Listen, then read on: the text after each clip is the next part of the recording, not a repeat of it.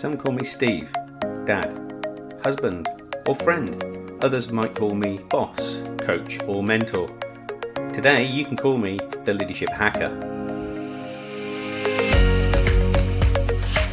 Thanks for listening in. I really appreciate it. My job as the Leadership Hacker is to hack into the minds, experiences, habits, and learning of great leaders, C-suite executives, authors, and development experts so that I can assist you developing your understanding and awareness of leadership. I'm Steve Rush, and I'm your host today. I'm the author of Leadership Cake. I'm a transformation consultant and leadership coach, and can't wait to start sharing all things leadership with you. Delighted to introduce our first duo on the Leadership Hacker podcast. Ian Mills and Mark Ridley are leadership development experts. They also run the international development consultancy firm Transform Performance International and have co-authored several books, most latterly The Leader's Secret Code. And as an extra special treat, we have a super giveaway today for some lucky listeners, so hang around to the end of the show and find out how you can get your hands on our special prize worth over £100. So before we get to speak with Ian and Mark, it's the Leadership Hacker News. One man's dream to spend 3 years sailing solo around the Pacific nearly turned into disaster after borders started closing around the region, leaving him stranded alone at sea for several months. While people around the globe were panic buying, stocking up, he was running low on food and fuel as he sailed between islands trying to find somewhere to dock. The sailor, who only shared his surname, names himself as Mr. Wong, set off from his home country of Singapore on the 2nd of February. It was an adventure that the 59-year-old experienced sailor had been meticulously planning for years. Everything from the exact amount of fuel he would need, weather conditions, food, and places that he intended to visit. The one thing he hadn't planned on, of course, was a global pandemic. The plan was to set sail from Singapore to Polynesia, a journey that would take roughly 4 months in his yacht. Once there, he'd spend time exploring the region by land and by sea. But he'd soon learn that even his best laid plans could go awry, especially in the face of a global pandemic. In late February, he left Indonesia en route for his next destination of Papua New Guinea, where he planned to stock up on fuel and food. But a few days in, while still in Indonesian waters, his autopilot broke, and when he tried to anchor, he was told that the lockdown had already begun, pandemic had arrived, and he was chased away. He eventually stopped at a remote island where about 20 or 30 families lived. They had no TV, no telephone, and no communication with the outside world, and they hadn't heard of a lockdown or a pandemic. As soon as he shared the news, however, they chased him off the island, and almost every stop-off he could find also chased him away. He carried on sailing. By the 21st of April, he reached waters just outside Tuvalu, a tiny island in the Pacific Ocean. He was still about 2 hours from land when maritime officials who again told him he needed to leave. And despite his plea, it fell on deaf ears. But they said no. Thankfully, he soon received word that the Fiji government had agreed to take him in, and despite an horrendous experience, Mr. Wong was now safe.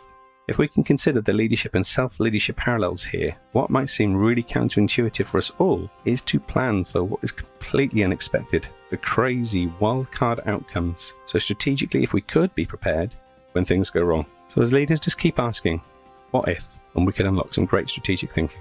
That's been the Leadership Hacker News. If you have any news, insights, or interesting stories that you'd like listeners to hear, please get in touch.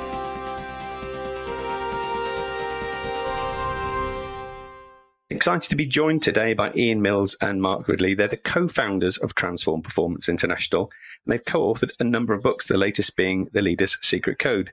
Ian, Mark, welcome to the Leadership Hacker podcast. Thank you, Steve. You are our first duo on the show, so I'm really excited that we've got two leaders to hack into and two great brains to hack into some ideas and some thoughts today. But you guys have been a duo for a while, so I know that certainly from business perspective you work together, but how did you both meet and how have you arrived here? Mark and I met some 25 years or so ago when Mark was running a team of financial advisors for a retail bank in Exeter, Devon, and I was the regional manager for that bank. And I remember very well my first meeting with Mark. I planned to meet this new leader in our organization. I'd heard a lot of great things about him. I planned to take him out for lunch. And I now know that in hindsight, Mark was imagining I was going to take him out for a very nice steak and a glass of red wine. In fact, I took him to McDonald's performance. And I think that tells you a lot about our different perspective on motivation, leadership, and the way in which you engage and build successful teams. I would say, just to add to that, although I pull Ian's leg remorselessly over the fact that he took me to McDonald's for my lunch, it's quite opposite to our conversation today, Steve, because at the end of the day, at the time, what I witnessed, I didn't know it at the time, but what I was witnessing was a belief system from Ian in a style of leadership around focus and practicality and just getting things done, whereas I wanted to spend more time and be more affiliative and get to know this person. So the image of two guys sitting in pinstripe suits somewhere in deepest, darkest Devon, surrounded by kids on half-term holiday, trying to eat a burger on our first meeting in polite company, you can imagine that for me, that was anathema. And for Ian, it was just business as usual. It's a real interesting way in which we often think about our behaviors and our beliefs. We think they're okay, but others perceive them very differently. It just goes to show, doesn't it, Mark, that people have a different lens from which they look through. And as leaders, we need to be really aware of that.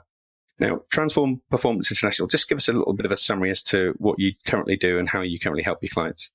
Transform Performance International is a performance enhancement consultancy. We work with famous name organizations all over the world. In fact, we've worked in some 50 or so countries for organizations like HP, Cisco, Deloitte, American Express, Maersk, and many more to help them, predominantly through people, change the way they perform.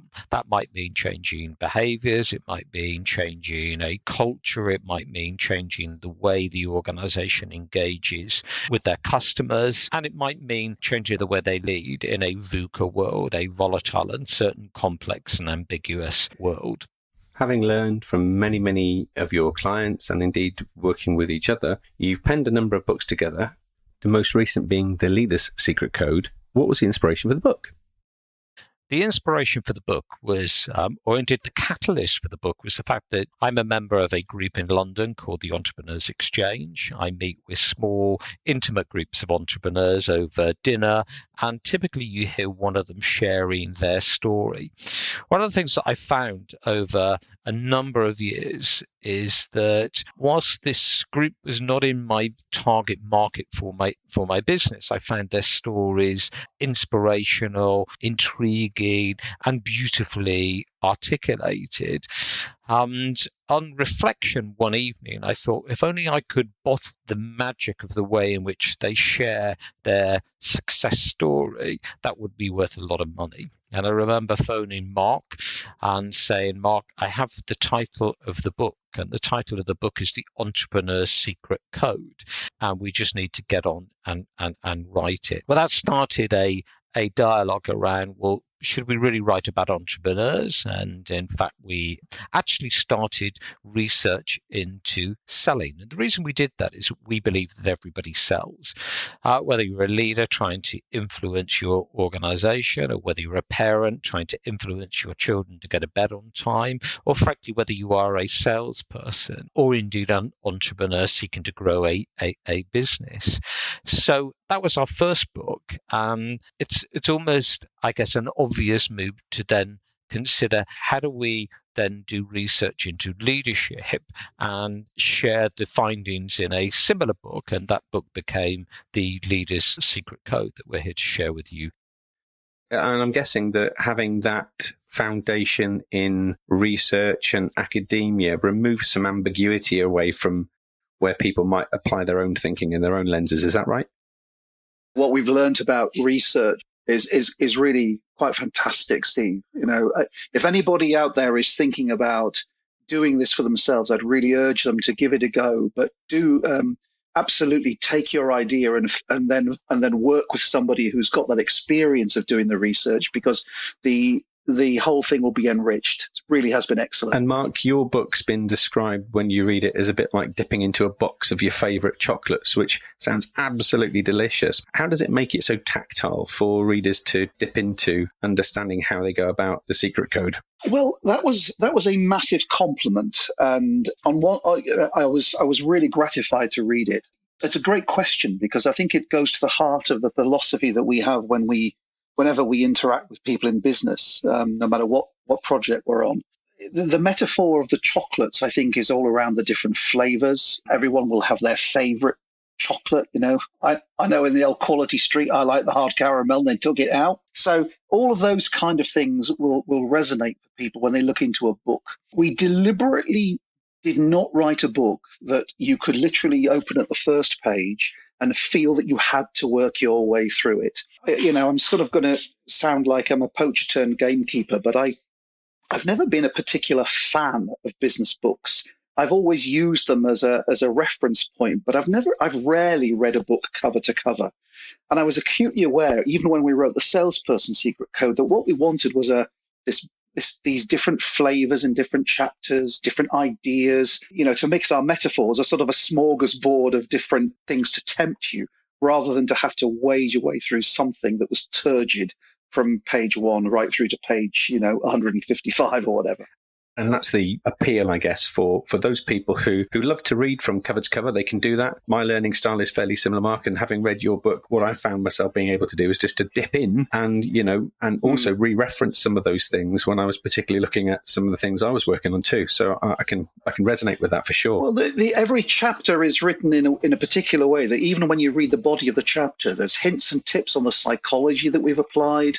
There's little reference points. There's little stories that people can dip into. So we've attempted to address every learning style, even in every chapter. You could read each chapter once a month and still get something from it. And those iconic leader stories I thought were great, by the way. And maybe we could just kick around a couple of those. So I read something that you'd captured from Michael Tobin, who was an OBE, who ended up taking his team bobsleighing to help them understand their approach. Tell us a little bit about that. Yes, Michael Tobin, or Mike Tobin, is one of the iconic leaders that we profiled in the book. Anyone who reads the book will find out that, yes, we have data based on 1,000 leaders, but we decided to profile a number of what we call iconic leaders who display many of the attributes that the research suggests sets top performing leaders apart. Mike Tobin is one of them. One of the things that he does that is particularly impressive is he uses metaphor as a mechanism to convey a message to leadership teams around the change that he desires. So a good example of that is that one of his frustrations when he was running a public company was that his sales organization seemed to have a frenzy around the quarter end and hitting the sales targets, and he wanted to change their mindset. So one of the things that he did is he took them to an Olympic bobsleigh run. This is the sales leadership team.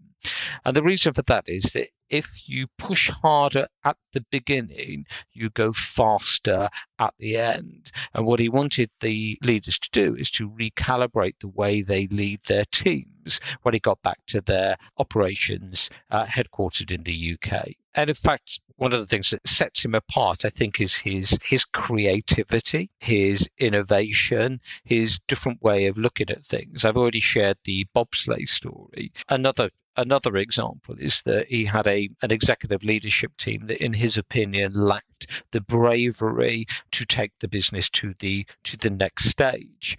And what he chose to do was to take that executive team swimming with sharks. And the reason he did that is that he believed that they would learn what it is like to face fear, and they would be able to translate those behaviors back into the workplace. And of course, as you can probably imagine, there is nothing quite as scary as facing off to real sharks under the water. So it should be relatively easy to face the challenges and the struggles that they may be facing in the business environment.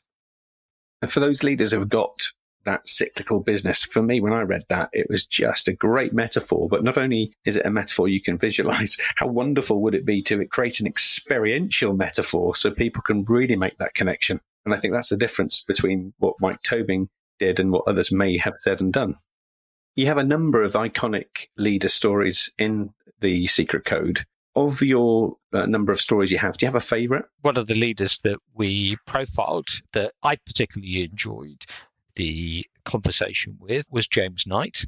James at the time was a major in the Royal Marines. He has a military cross, which I think says something about his achievements. And James is unlike what many of us might imagine a military leader to be like, which before I met James, I imagined it to be quite a command and control, quite a structured, dictatorial type approach. Whereas what I found with James is a very sophisticated, very curious, very empathetic, very engaging leader. One of the things that he said to me, or one of the quotes that he gave me that I feel says an awful lot about James, is he said to me, Ian, be interested, not interesting.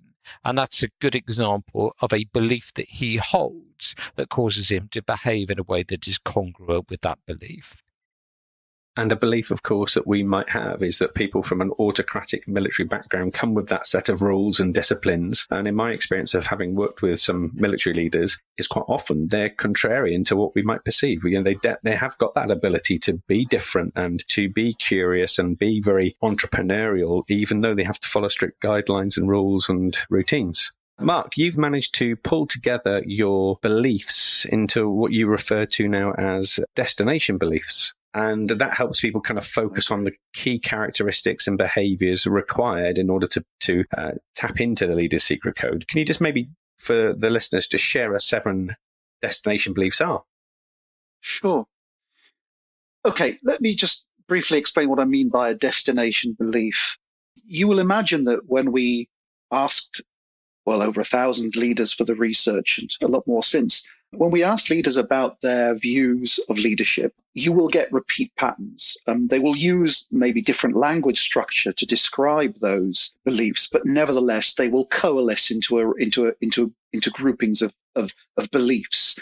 And we bring those together almost into a set of values, if you like. But those are what the 7 destination beliefs are. And the reason we gave them the destination epithet, Steve, was very simply because what we realized very early on when we were writing the first book is that even if they don't realize it, those core beliefs are guiding them, are helping them navigate the way through what is often known, back to the military expression, as a very VUCA world, as we call it, disrupted, volatile, uncertain, complex, ambiguous, and so on and so forth. And that is why we decided that we'd use this expression, destination beliefs. 7 core beliefs that we observed in practically every leader that we spoke to. And they are, in no particular order, the first one is around control. And the destination belief that we got so often when we spoke to leaders was that, well, control matters, as you might expect in a leader, but someone has to be accountable for success. Someone has to be accountable for that success. So that was control. The next belief, destination belief, was resilience. And that was really around this idea that I can withstand pressure, the point that Ian was making a moment ago. I can withstand pressure and I can spring back into the shape that I want. It may not be the same shape as I was before the pressure, but nevertheless, I can do that. And that was the sort of overarching resilience view. The next one was about influence. Practically every leader we spoke to talked about the need to be able to influence the right way. Again, you would be surprised if it wasn't that way. But the way we defined it was how I make things happen through other people. And that was important. It's not how I make things happen. It was how I make things happen through others. Then the next belief was around communication. I mean, influence and communication almost go hand in hand.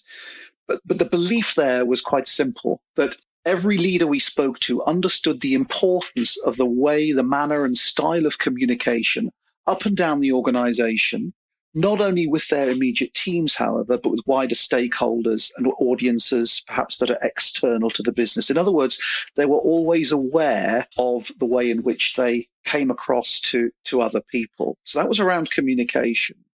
And then we came on to strategy. Every leader we spoke to talked about the importance of having a big picture view.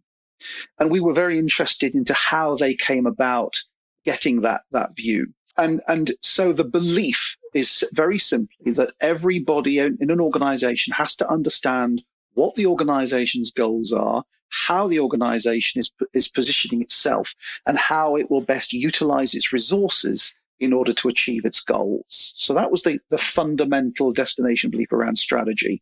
The next belief was around empowerment. And this is often an overused expression.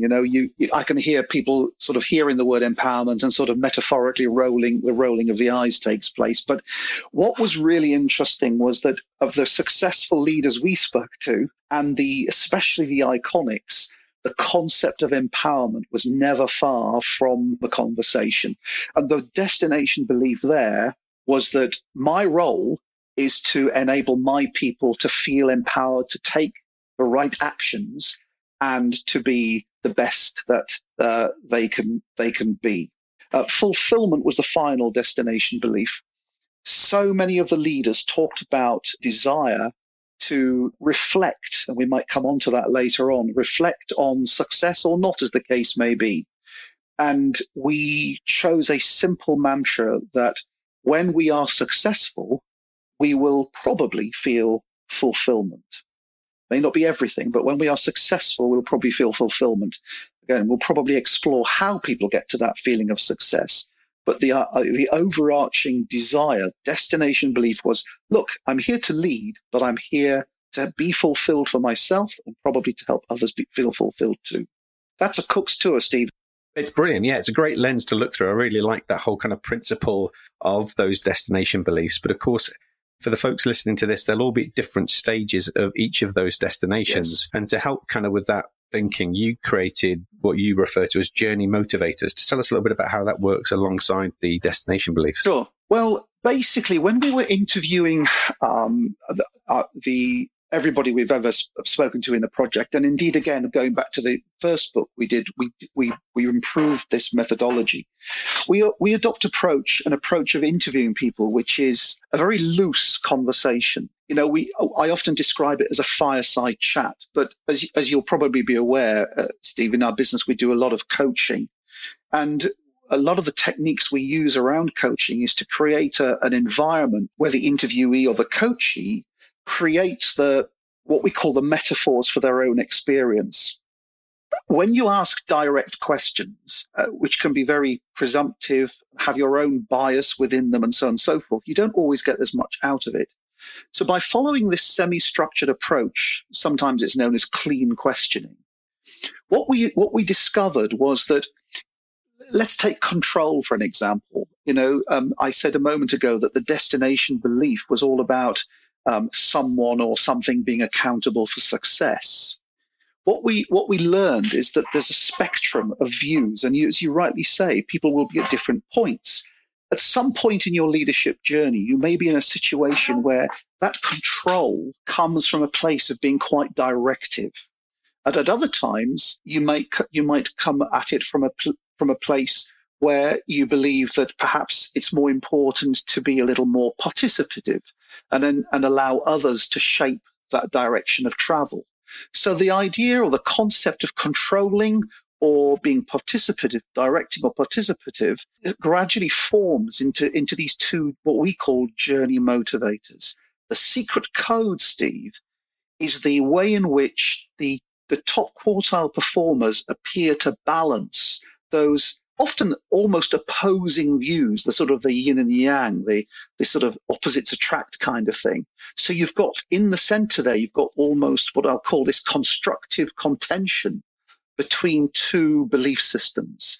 So the leader who is all directive is likely to fail. The leader who is over participative is likely to lose respect. The leader who is participative but also knows how to and when to put their foot on the gas, be a bit more directive, is probably the leader who is going to be the most successful. And that is the process we went through with all of the 7 destination beliefs to arrive at the 14 journey motivators. Super helpful to get people into that mindset to understand, what their strengths and development areas are at the same time, I guess. Yes, it is. And at the end of the day, it's a very, very brief Cook's tour of that, because I know we don't have time to go through every one of them. With resilience, the idea is that Ian's already alluded to, the journey motivators were about working hard and working smart. With influence, there is a manner and style which we came to call transactional style of influence versus transformational. I won't bore you with the detail at the moment, but with communication, it was around unemotional and emotional communication. Strategy was very interesting. That was around going with the gut and going with facts and data. Empowerment was around delegating with the right degree of authority, which we called quite unambiguous empowerment, versus a very ambiguous laissez-faire kind of approach. And fulfillment was around achievement for oneself versus achievement with others in an affiliative way. So really clear and easy to follow. And Ian, I understand that as a result of the inordinate amount of research you created and your experiences, you've now taken this to another level now by kind of applying some science behind this. And you're helping your clients now consider how they're approaching their leadership style using data, science, AI, using some psychometric testing. How did that come about? When we wrote the book, one of the key things that we decided to do from a business point of view is to enhance our value offering for our clients by building a set of tools and instruments that will help leaders become more like the top performing leaders. So one of those tools is a psychometric instrument. That is an online self-assessment instrument where an individual will go online, they will answer approximately 100 questions, and as a consequence, we will share with them a 20-page report that will map them against the findings of the top performing leaders. It will provide them with suggestions on what they might consider doing that will help them become a higher performing leader. Essentially, it is about self-reflection and provocation and insight to help any leader that is curious around what they might do in order to improve the way by which they perform. Having completed it myself, I found it really helpful. It also comes with suggested development ideas across each of those belief systems as well. Some of the things to help people move beyond having an opportunity to dip into the chocolate box of the secret code is that whole principle of reflective learning and then what happens next. In your reports, you have a section that says, I'm at score of 80, and it tells me that I'm more prepared to do things. How will that be helpful for me? Yeah, well, reflective learning and change readiness, I think, are really important aspects of this. Somebody could, read a book. They could read their leader secret code report. They could have an experience with a family member, with a team member. It really doesn't matter. But that only has meaning if you actually then go away and reflect and think about, well, what did I take from that? And even if you decide that you take, in a sense, nothing from it and don't need to change a mindset or a behavior from it, the fact of the matter is you've gone through a process of reflection. I have to say, I'm continually surprised by the number of people we work with who will say to us, I am so pleased that the way in which you've engaged with us has given that space to breathe and to think and to reflect. And I've got to say, I think at the moment, given everything that's going on in everybody's world, I think that's possibly never been more true. But most people, in my experience, don't go through this process of reflective learning. And it's certainly, in our experience, a mark of a reasonably high level of emotional intelligence when we do give ourselves that space and have that awareness to go away and reflect. But having reflected, of course, then you have to decide if you want to do something different, and if you do want to do something different, are you ready for that change?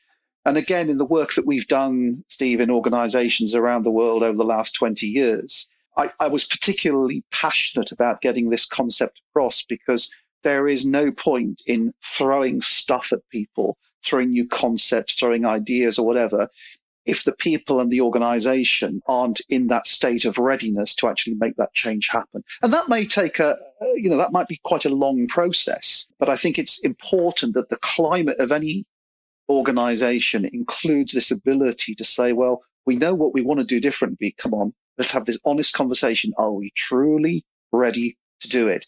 And what I like about this idea of change readiness is this idea that when you might read your secret code report, for example, you might get a surprise and you might think, do you know what? That's a shock to me. I hadn't even thought about that. But that might push you into the reflective mode, but you might not yet be ready to do anything about it. On the other hand, you might read another area of the report and you might say, yeah, do you know what? That resonates with what I've already been thinking about my career or my life or my behaviors or whatever it might be. And that contemplative readiness is important too. So, we're at different points of the cycle.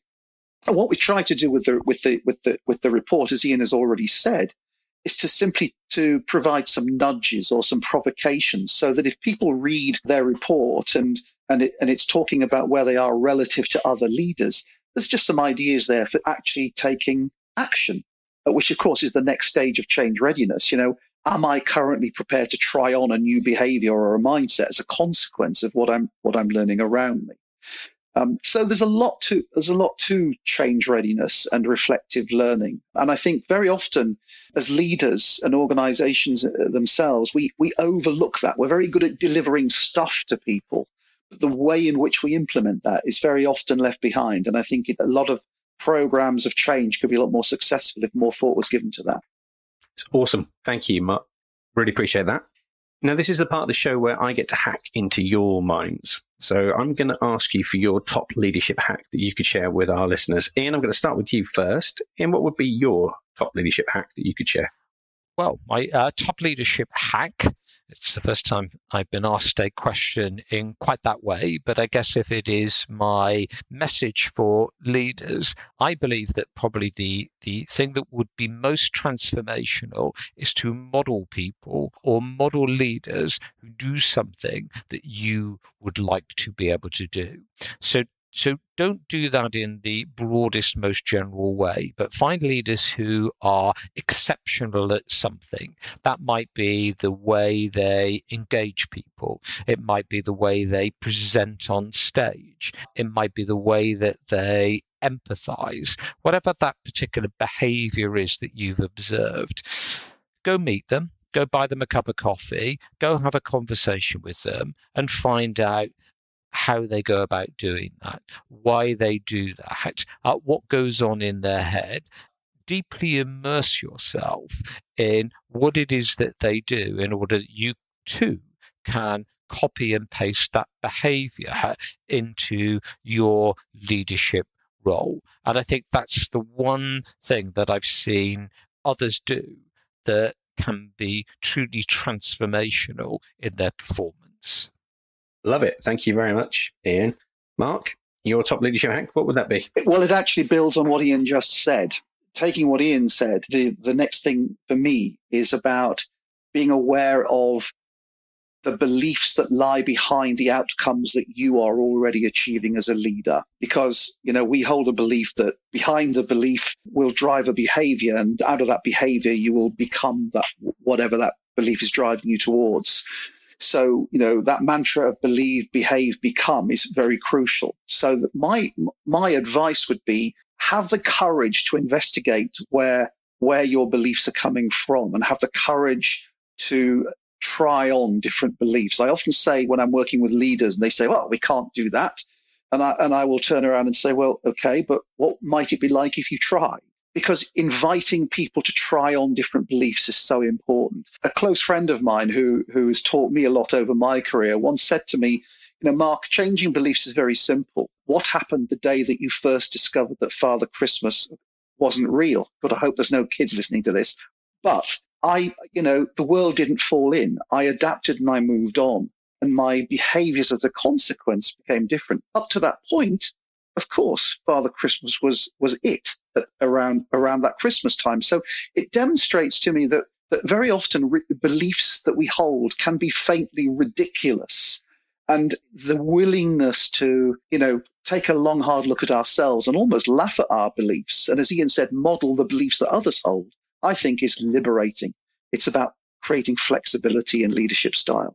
I love the principle of trying on a belief. Again, metaphorically, you can almost feel a belief like a jumper or a hat or a label that you might wear. You've got it. And of course, by doing so, you might bump into revelation, which is another form of how we create a belief system in the first place, isn't it? So I now know something today that I didn't know yesterday. And as a result of me trying on my belief, I might find out something new. Well, exactly.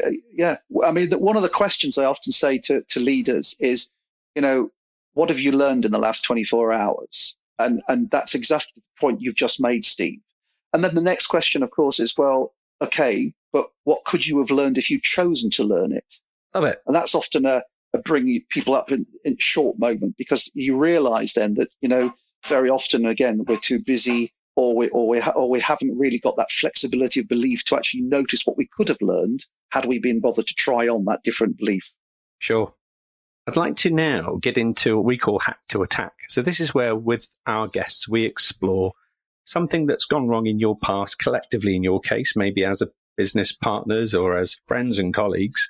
But now, as a result of it going wrong in the past, you now use that as part of your foundations to help you in what you do for your life and your work. What would be your hack to attack?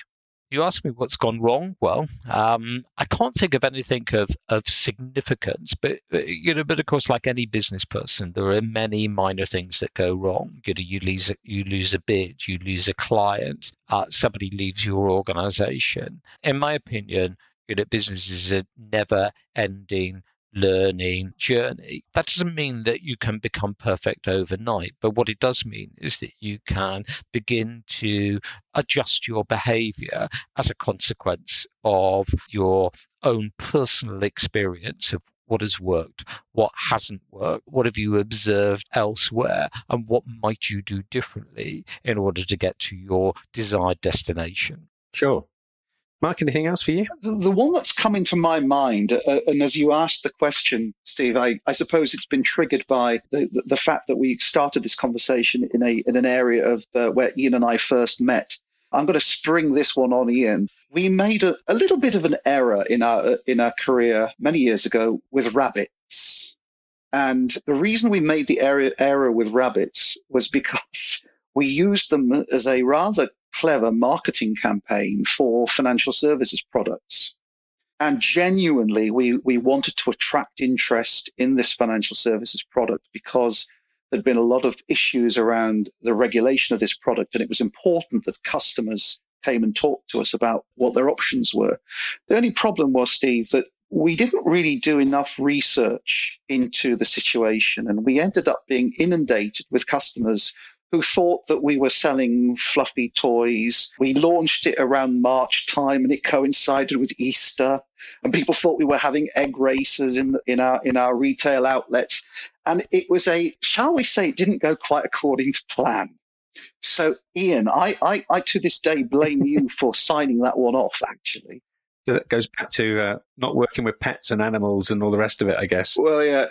Well, it does. See, the real takeaway was we did that in an atmosphere of speed, haste, and we probably didn't take enough advice and counsel from wiser sage heads.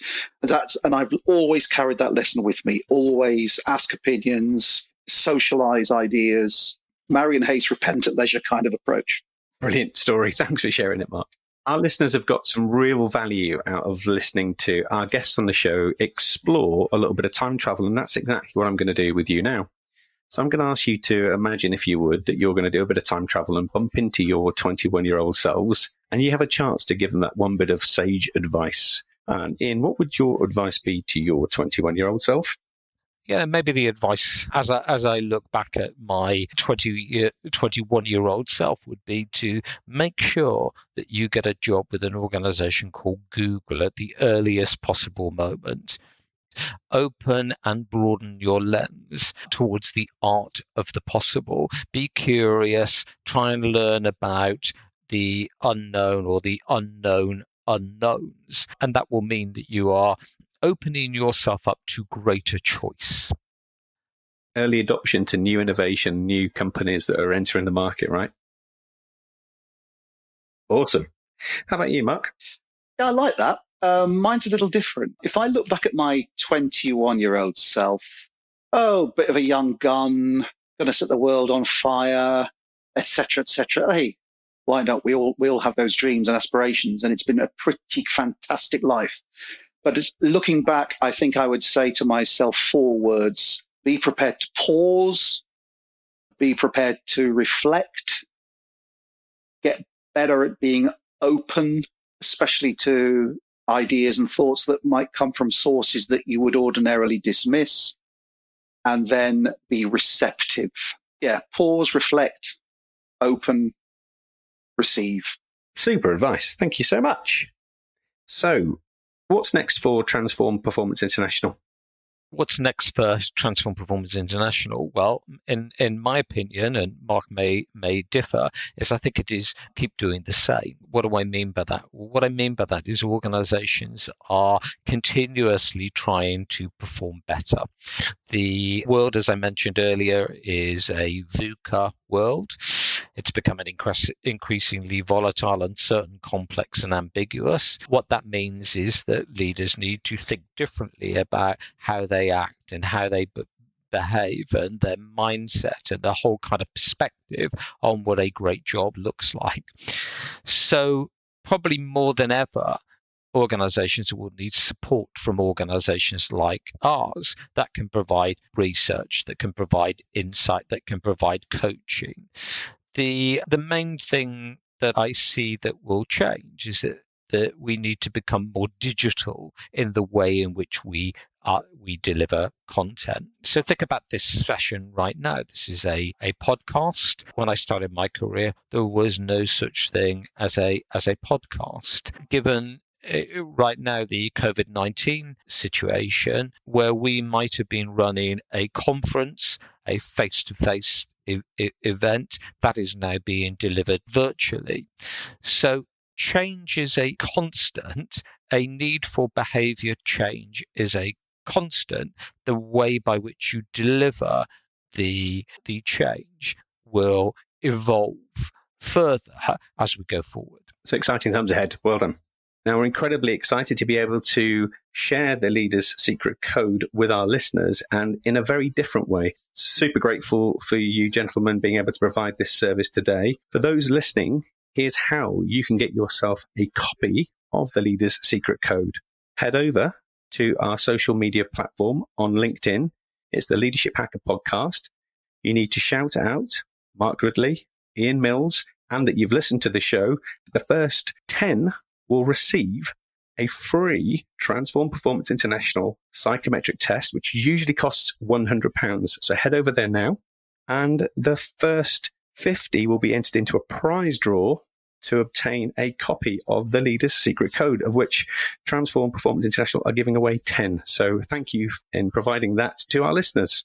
So if our listeners wanted to learn more about you both, and indeed the work that you do as Transform Performance International, where would you like them to go?